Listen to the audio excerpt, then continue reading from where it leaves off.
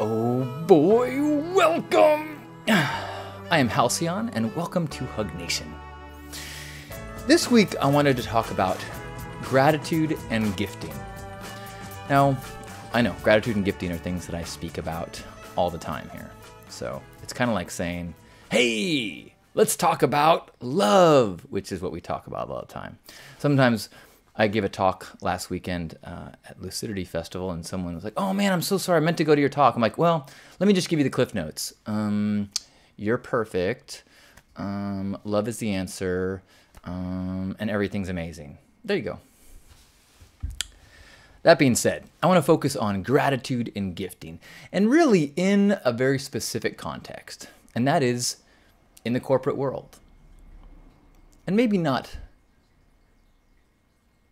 as corporations show gratitude and gift, but how lately I've been experiencing certain aspects of gratitude and gifting in my new role as working in the corporate world. I'm now about 2 months into a new job, and one of my roles there is similar to my last job of CMO, Chief Morality Officer, but it doesn't have that title. And so one of the things that is in my responsibility is kind of being aware of, cultivating, and being conscious about the company culture that we grow and create there.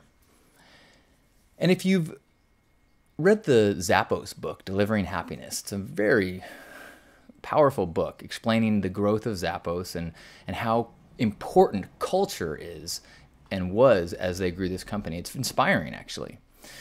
Often, I've been in situations in startups, and when the resources are tight, the decision is often made, well, look, we need to get this done. We can worry about the foo-foo stuff and the culture stuff, and we can worry about, the kind of extra stuff later. We got to worry about bottom line stuff right now. And Zappos was like, wait, culture is everything. We are going to, if this is the best program we've ever seen, but he just isn't a fit for us, doesn't quite get us, and we don't get them, and then let's not hire him. And the whole vibe of this book is that your brand is your culture. And so whatever you embrace as a company in terms of what's important to you, how you act as individuals and how you act as a group and as a community, even the parts that the public never sees, but the way that you value things, the choices you make as a group has no choice but to reflect it in the way that you do business, in the way that you do face the world and the public. And so it's an awesome success story about somebody who's made a lot of choices that may have seemed controversial or even kind of like, well, certainly ballsy, but how it resulted in these powerful results for Zappos. And so one of the things that we do at my company is we have Goodwill Fridays.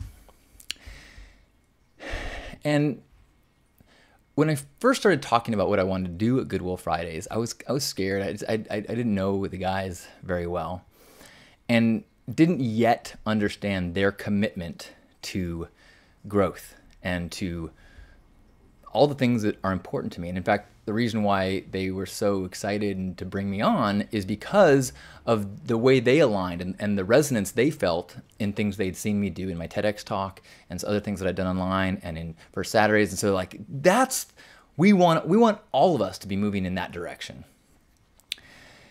And I heard that and I'm like, yeah, that's sure. But I don't know. I was having a hard time believing it. And I was feeling like, oh, I'm helping them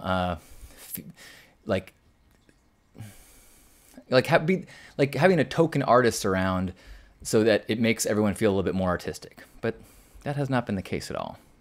So what we do on Gratitude Fridays is we all take a break and get together. And at this time, it's everyone who's in the office. Sometimes people call in, and sometimes we have friends and family that also sit in. So it's between 8 and 12 people maybe. And we take deep breaths together, and then we share gratitude, and then we challenge each other to do an act of goodwill in the day. We also try to wear something from a thrift store that day. So this is actually what I wore this Friday. This is my thrift store score. See the Goodwill Friday? Get it? See how clever that is? It's kind of casual Friday taken to the poppin' tags level. So I've had some powerful experiences, and I think my entire company has been having these powerful experiences with these Friday sharing that we've been doing. There's a lot of, there's a huge benefit to knowing that you're going to have gratitude sharing on Fridays. Years ago, 10 plus years ago, when I was working at College Club, and we were a struggling startup, when I was at College Club, we would do, we called it energy, and it was everyone would share some positive thought about someone else in the company. And I always thought that was such a wonderful experience, because all week long, you know you're going to have to do this. You're going to have to stand up in front of the entire company and say something good about somebody else. So all week long, you're staying in that headspace of, oh, maybe that's something I'll share. Maybe, and so you're it's like keeping a gratitude list all week long, where you're noticing good things, noticing good things, noticing good things. And so we do that at the new company. We'd share one thing that we're grateful for business-wise, and one thing that we're grateful for like personal life-wise, and try to make it specific. So you don't just say, oh, I'm grateful for my family. You say, oh, I'm grateful for what my kid did this week, and blah, blah, blah, blah, blah.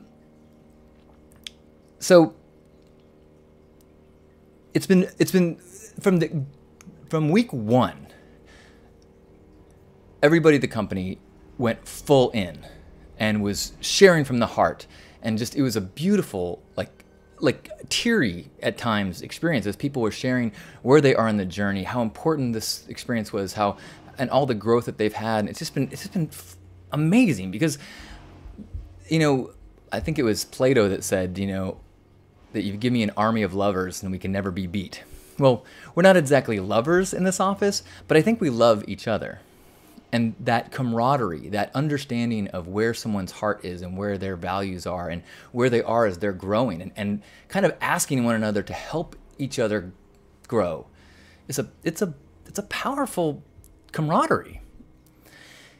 What's really cool is how it has started to sink and bleed way beyond Fridays into our road trips when we're meeting with potential clients. We kind of take a similar stance and attitude, not of like, okay, we got to make this sale, but like, and focusing back on gratitude before we interact with somebody, so that we come from that place. And so far, it's been really powerful and really successful for us. But there's something that happened a week ago, 2 weeks ago, a week and a half ago, that just rocked my world. I was actually gone for 2 Fridays in a row because I was at festivals giving talks. And so I was not present. The guy who's supposed to lead the Friday Gratitude, but they did it in my absence. Not only that, last Friday, when I wasn't there, something happened that was shared with me later that day.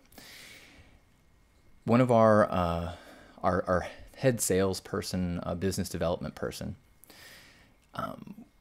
was on a conference call with our engineering firm that we've hired to do this big project with big money, big stakes, high pressure, lots of back and forth, and it's heated at times, but because there's a lot at stake, and I think there's also a lot of respect and a lot of great work that's happening, but it's definitely it's got its moments. And so this person at my company said, there was 5 minutes left in the meeting. They had a hard stop. People had to go out. He goes, hey, before we finish here, it's on a conference call. He's like, we've been doing something on Fridays where we give gratitude, and I just want to take a moment and say that I'm really grateful for all the efforts that you guys are putting into this project, and appreciate how flexible you've been with where things have been shifting, and how you understand our passions, and it means a lot to us that you're willing to work with us on this, and basically like gave them shared gratitude for what they were bringing to this corporate project. And then he said, and if you wouldn't mind, I'd like to just take a breath together and just have a moment of silence where we visualize where we're headed on this project. All right, everybody inhale.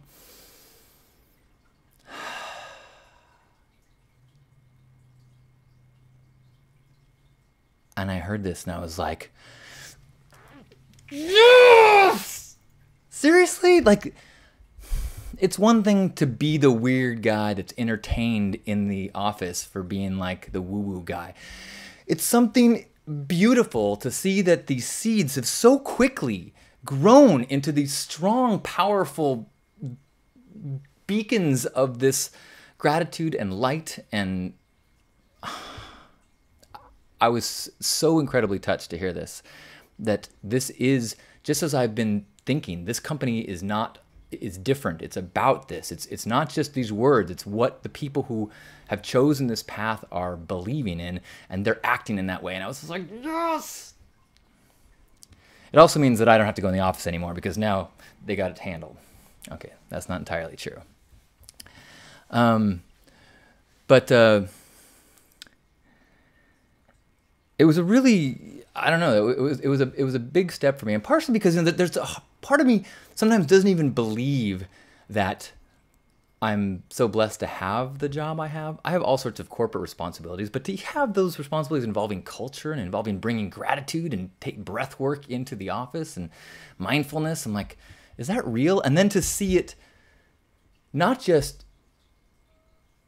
being appreciated, but really resonating and having this positive effect on the corporate world. When I was at the Lucidity Festival, I ran into some people that, do great work in the world and are healers, and it felt really good to be able to share. Hey, you know what? I'm have taken this veering position. I'm way less focused on Hug Nation and writing and coaching, and I'm taking a chance. I'm experimenting and trying to be that same person of integrity and love, and trying to be that in this corporate world, and trying to do gratitude and do gifting in that corporate world. And so far, I mean, it's not as grand and dramatic as some things that, at like a Burning Man camp, but there are parts to it that are just as powerful and potentially way more far-reaching. The gifting that we do every Friday is we try to do some act of goodwill, and then we share what the experience is like, because it's just a good excuse to once a week or no, just like it's a good excuse to like be looking for things to be grateful for. It's also a good excuse to look for opportunities to just give something, whether it's, I think we have a rule, it's got something more than $1 of value. So, and then it's up to you how you want to express it. And it's been really wonderful to learn when things feel really good, when things feel not so good, when things feel like a transaction. Because as a refresher for gifting, a gift is something given with no expectation, where if it all works out beautifully and the person receives it well, they receive it and are happy. You get to see their happiness, experience their happiness, and that then brings you happiness. So the normal transactional of +1 -1 is shifted to a +1 +1. We both get joy from a one-way giving. And it's interesting how many times, like when we first started this, people in the group would give to a homeless person or someone who is begging. And very often, someone who is kind of enculturated into the role of homeless beggar, that is their job in a way. And so the receiving some money doesn't even feel like a gift to them. It's a blanket statement, and it's definitely not true all the way around. But there's a certain population of people that begging is their job, and so it does not feel as good. It feels like, cool, okay, that's you owe that for being successful in the world or having resources. This is part of it. And it doesn't feel as good as someone who goes like, oh, thank you.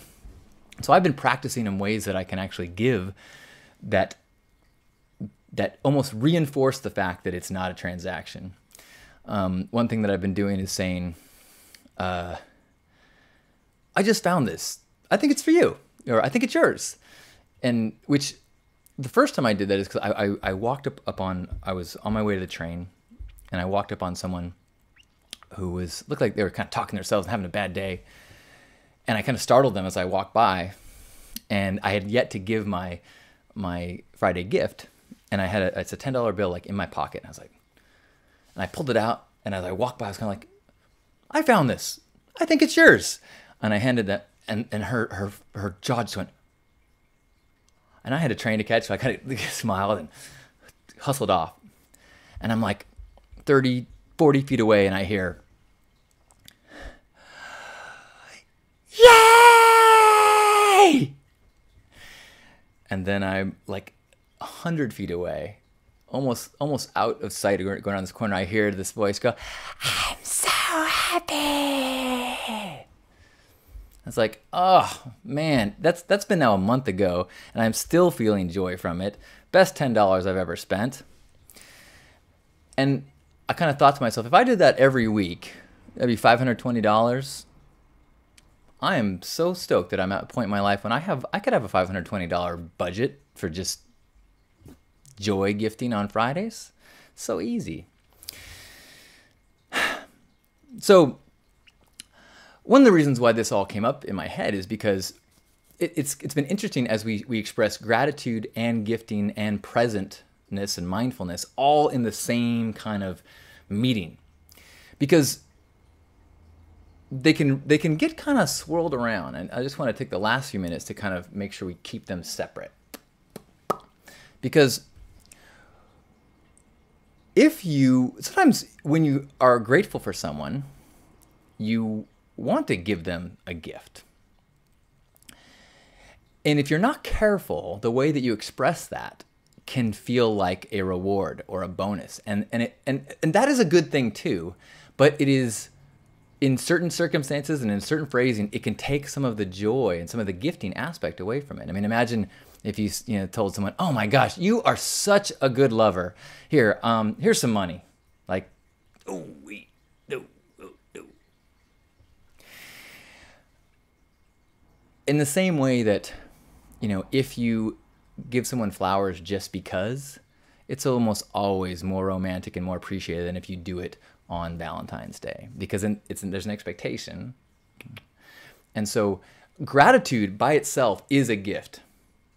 Gifting is a gift.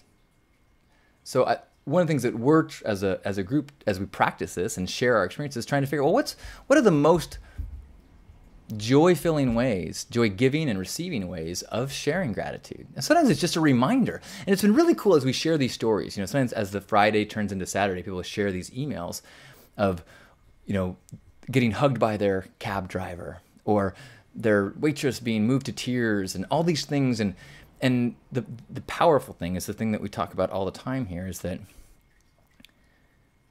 there's this level of personal growth that we go through because the simple act of getting ourselves more in alignment with love makes us more joyful. But without even intensely trying to change the world, when you work on that in yourself, there are these ripples that go out.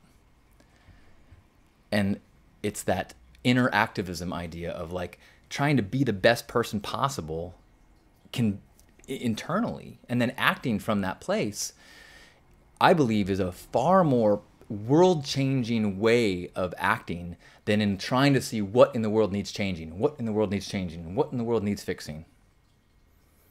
And so as we've been sharing these stories and inspiring one another and inspiring strangers and just reminding each other and the world that there are good people, it feels good to be good. You don't need any exterior thing beyond that simple feeling of being in alignment with the kind of person you want to be. That's integrity. That gives you joy. That gives you alignment and a feeling of purpose without attachment to any circumstances. Things can fall apart. Who knows? Things can happen in ways that you did not want or expect. But if you are acting from that place, the results eventually, I totally believe, lead to positive change and growth and joy and light. So thank you for whittling away at the things that are not you and letting out the light inside of you and letting those ripples flow and doing your part to being the best you in the world. And in doing so, making the world a more beautiful place.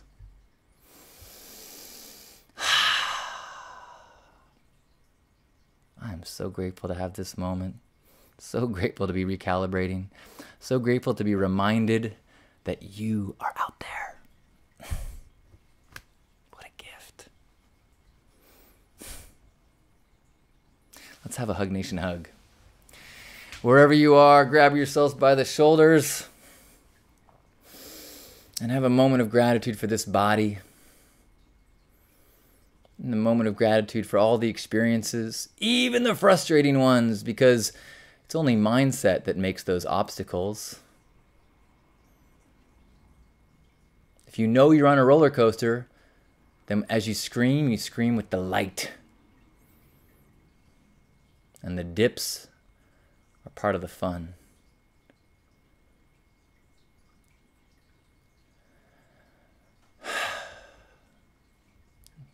And we sink into the present and become aware that we are in a place of abundance. And if we have $10 to give every week, or if we have 10 cents to give every week, or if we have 10 smiles to share every week, we are always in a state of abundance. And the more we share that, the more we are open to receive and to feel and be in alignment, and therefore be lightning rods to power and experiences and opportunities way beyond what we can conceive of or force to happen.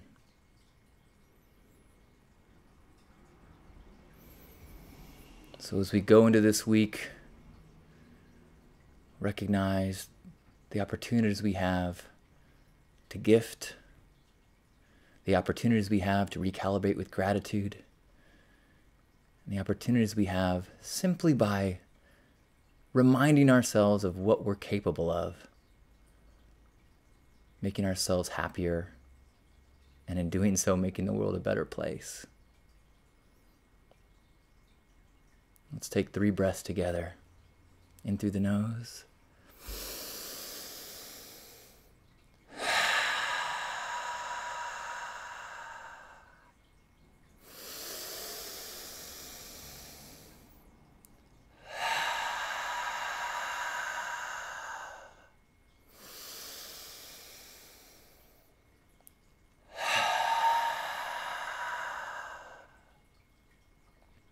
On behalf of Grandpa Caleb and all the love warriors, happy Hug Nation.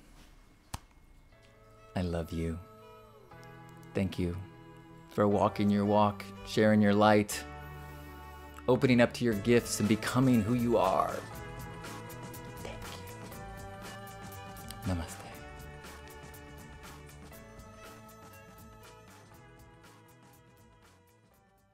You only live once. Enjoy the color.